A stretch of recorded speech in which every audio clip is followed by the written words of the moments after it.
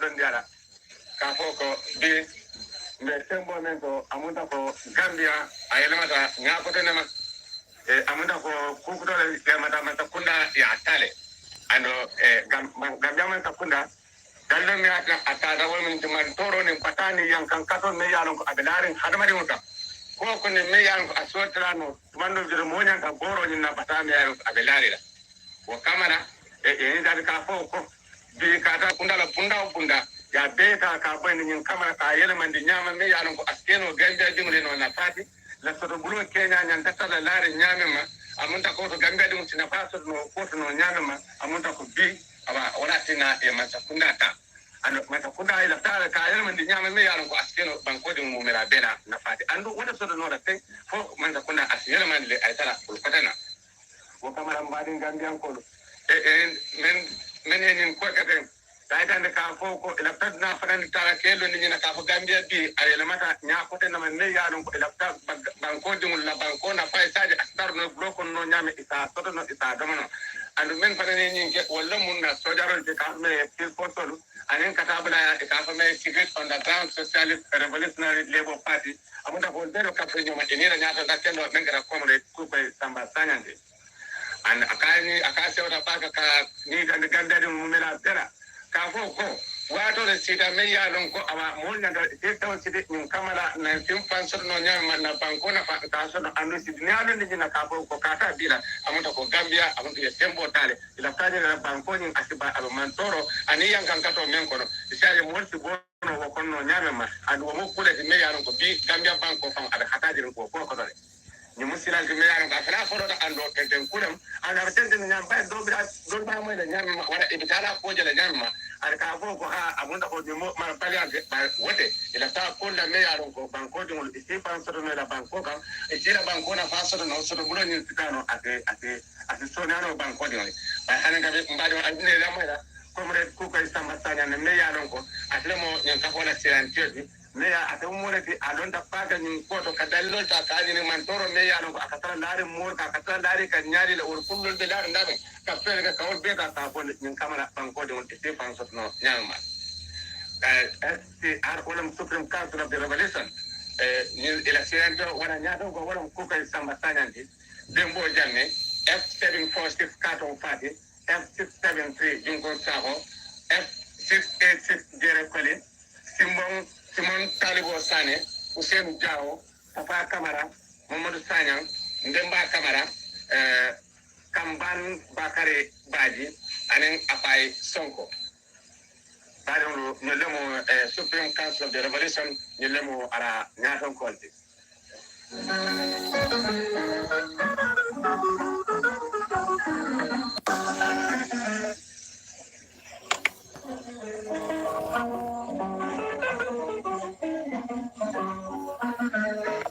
Long live the heroic comrades in the field force, raised to the ranks of the People's Liberation Army.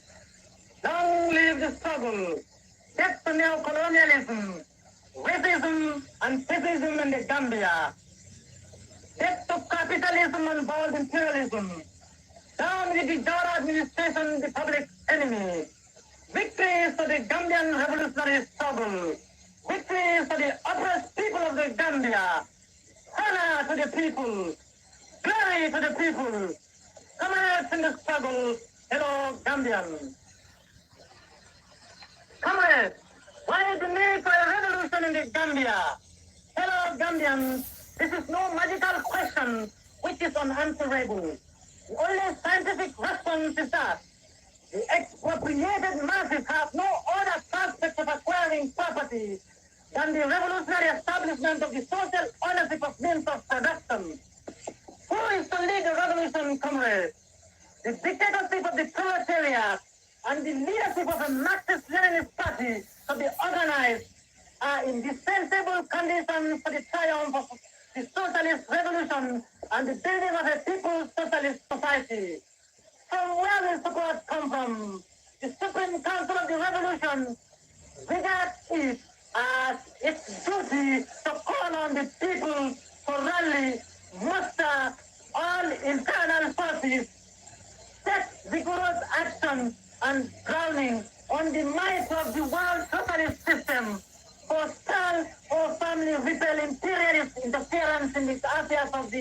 people of any country recent in revolt, and thereby prevent imperialist export of counter-revolution. Fellow Gambians, this has been a very important year in Gambian history. Basically, every section of the country has expressed opposition and anger at the sellout neo-colonial policies followed by the government of Gambia's comprador bourgeoisie under DK Jawara, PPP, the tribal organization of the Jawara clique. Afraid of this great show of strength and unity by Gambians, this corrupt class of thieves has desperately tried to continue their neo-colonial policies and robbery by unleashing terror in many areas and sections of the country. This is also necessary to silence the growing opposition and fighting us Gambians, much like Texas Wasta in South Africa does, to frighten our brothers there. Despite all those attempts to silence Wasi Gambians in their struggle, the revolutionary struggle has finally broken out by forging itself of its Satan shock, opportunistic, and reactionary leadership. If ever there was a period of rejoicing, this is the moment.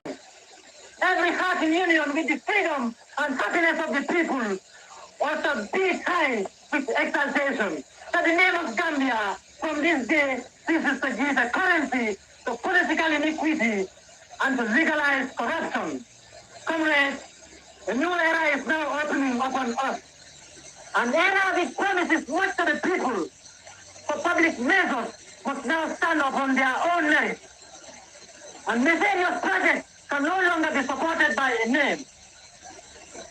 When the retrospective taken of the Jawara administration for 18 years, it is a subject of the greatest astonishment that a single individual could have so countered the principles of peace, democracy, and justice in an enlightened people that emerged from the gulf of despotism and should have carried his duties designed against the public liberty so far as to have put in jeopardy its very existence.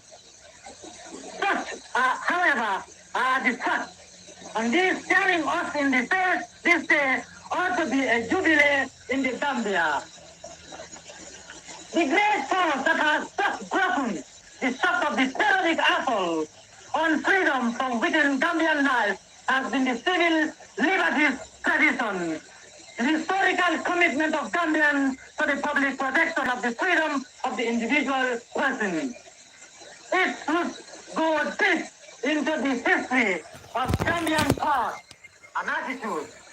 The Arab government has kept us in a perpetual state of fear, kept us in a continuous standard of patriotic fervor with the cry of a grave national emergency.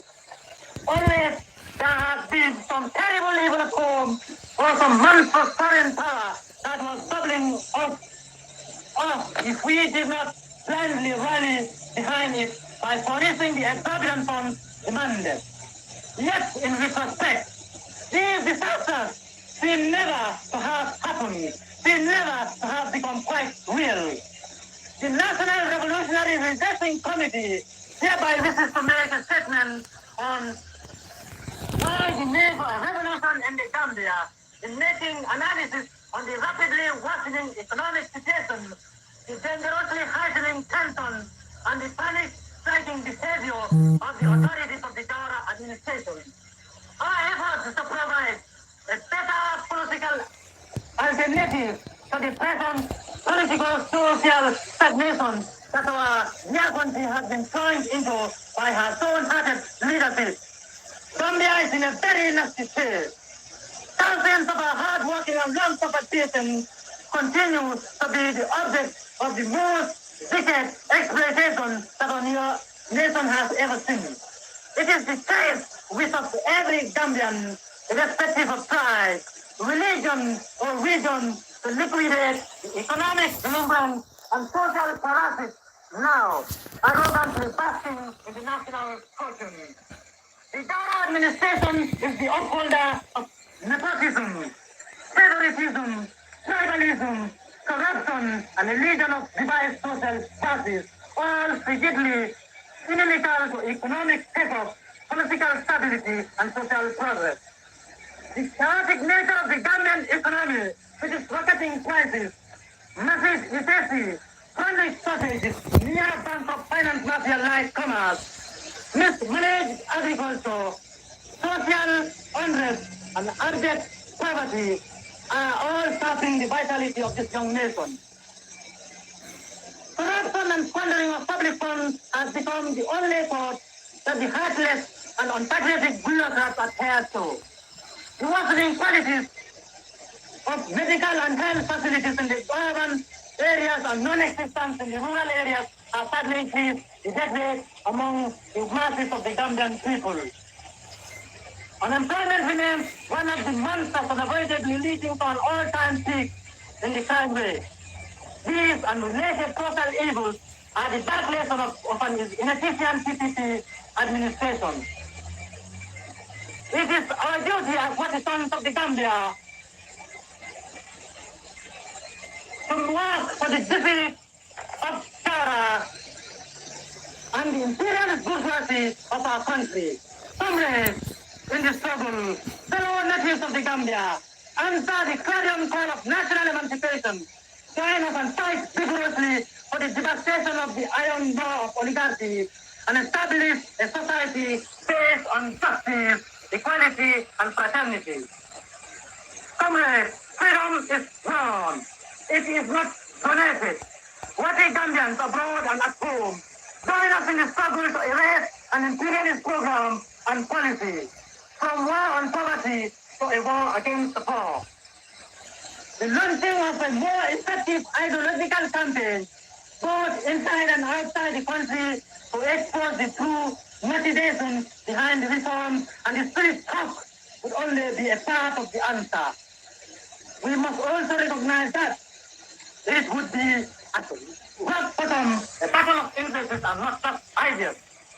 It would be a battle in which ideology and public relations activity must express and play on real and vital economic interests of social classes and groups, both inside and outside the country.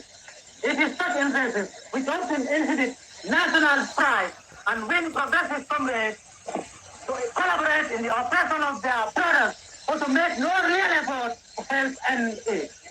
It is important that we understand and identify these forces in order to elaborate a correct strategy of struggle. Poor Gambians have not only lost their means of livelihood, but with it their illusion. The people want guaranteed access to food, housing, clothing, jobs, free medical and health care, better roads and traffic control so as to minimize road accidents. They want prices that are both stable and reasonable. They demand the end of corruption and injustice in high offices, a method they simply use to turn the topsy-turvy. The people need to be freed from the cruel tongues of blood-sucking landlords. They want the state to spend our money on a more diversified, mechanized, and rewarding agriculture. Our poor brothers and sisters legitimately demand the end of poverty, ignorance, disease, corruption, and injustice. All anti-neo-colonial and imperialist forces in the Gambia and abroad must rally around the National Revolutionary Redressing Committee, known as the Supreme Council of the Revolution, to promote a revolutionary change in the Gambia. Concerning economy, our people need to control all deficit sectors of their economy, which would tend towards the national economy to be conceived and achieved by themselves for their own profit. The reason is that they are the extension of no foreign economy, since they would not be submitted to no particular dictatorship from any economic group, and that would be the fully independent and sovereign character which they will create for the satisfaction of their own needs. Concerning social affairs, the revolution will destroy all bases of equality, injustice, arbitrary, by creating for the new or reborn renascent society a new frame with democratic relations, abolishing regionalism, tribalism, witchcraft, rising all irrational practices, which result to inequality and arbitrary exploitation. Concerning culture, the socialist cultural revolution will be carried out throughout the whole country. Concerning art and sport, the revolution will like the whole world to know and admire our performance. And through a disciplined character, our people will record multiple successes, skills, and completion. On the spiritual field, the revolution will give a national personality and a universal content to our people's religious actions by rising from them every foreign element, every false depreciation, and by giving an orientation to the religious content of our sons and daughters, guiding them towards their duty towards the people, humanity, teaching them what they ought to do to better demonstrate nature for the social well-being. As regards our home and foreign policy, we want to conduct our evolution in preserving our country's personality and to safeguard its originality while letting it take advantage of technical, scientific, and cultural contributions from all other nations. In order to enable it to make rapid headway and develop its own institutions. This means that the spirit inspiring our home and foreign policy could not possibly be imported. It would be something of our country's own. Gambia's foreign policy in particular will simply be the true prolongation of our home policy, which will be in the same manner defined by the will and interest of the people, not by the quality of our relations with their government. It may be that those governments in their various activities act in accordance with their own people's interests, or take that they betray those interests. But we, on our part, as revolutionists, we uphold the interests of the people. All people should know that in her international policies, Gambia will never, under any circumstances, act against their interests. We still maintain normal, friendly relations with our neighboring countries, which we see as an important condition of world peace. We also pay a tribute to all freedom fighters in Africa and the world, to all peace-loving forces, the socialist and democratic states, and the peaceful and progressive nations whom we will follow their examples in the edification of Africa. We reaffirm with vigor our total solidarity with the workers of the world who are fighting for their emancipation, with the fight of women in all continents for social justice, against discrimination and inferiority, which women are still submitted to, with the national freedom fights which are being waged by the brotherly peoples of Namibia, South Africa, and Palestine. With the fight of our Afro-American brothers against the racism and segregation they are submitted to. Comrades in the struggle, this broken atomized society couldn't accommodate itself for its atrophy. It produced in its womb an underground catechism, which from year to year began to turn more rapidly, ravaging everything, rendering the situation less supportable each day. Enough is enough. No more. Our struggle has put an end to centuries of oppression and exploitation.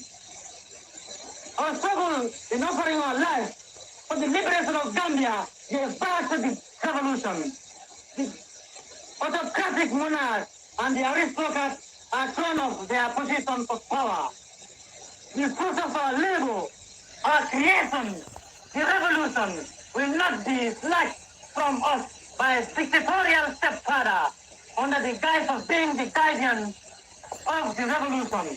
The revolution will not be led, of course. It will not be distorted and will not be made to devour the creators of the revolution themselves, the masses. It is now time to reassert our rights, further the cause of the revolution and take it by force. this historic struggle, the Supreme Council of the Revolution will speak for the masses as well as stand by them. Finally, for a system where exploitation of man by man is abolished, where men are comrades and brothers to one another, along the road of people's struggle. By the light of our gallant comrades, let us move forward and crown this democratic revolution. People of Gambia, the Supreme Council of the Revolution, with its brilliant ideas, have, through ferocious struggle, ended the system of the masses swallowing the nonsense meted out of them by the human-eating society in winning a victorious war, raising high the prestige of our country and making the name of Gambia and the Gambian to be honored in the progressive world.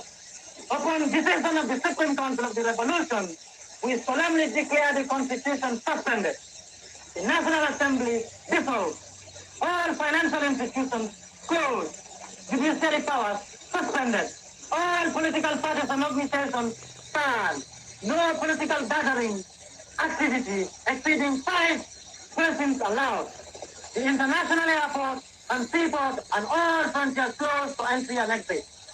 The nationwide curfew imposed from 7 to 7, and we strictly warn for curfew breakers or running with and assisting terrorists, not to live for ourselves but for the revolution.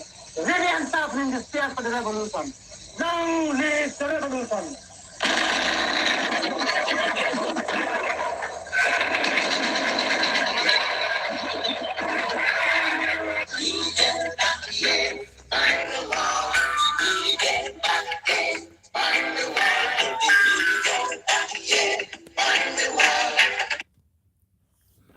That was the voice of Kukoi Samba Sanyang. That was the voice of Kukoi Samba Sanyang, 1981 overthrow of the PPP government. Kukoi Samba Sanyang and his colleagues succeeded in overthrowing the government of President Jawara, only for them to be counter-couped, removed, and Jawara to be reinstated. Now, the reason I played that audio is the fascinating resemblance of the corruption that he stated in 1981 to what is now happening under this man, Adama Barrow. I wish to take this opportunity many things that were as mentioned in the Kukoi to allay your video fears and concern.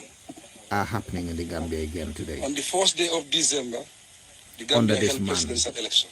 President Adama On Barrow. the second day of December, Well, the thank you results were very much. declared I don't according want to to law. stay here long. I just wanted to play the The speech so we incumbent- can have it on record. That was Kukoi Samba Sanyang delivering his speech after overthrowing the government of President Jawara, PPP government briefly, and then being counter-couped, and then Jawara being reinstated.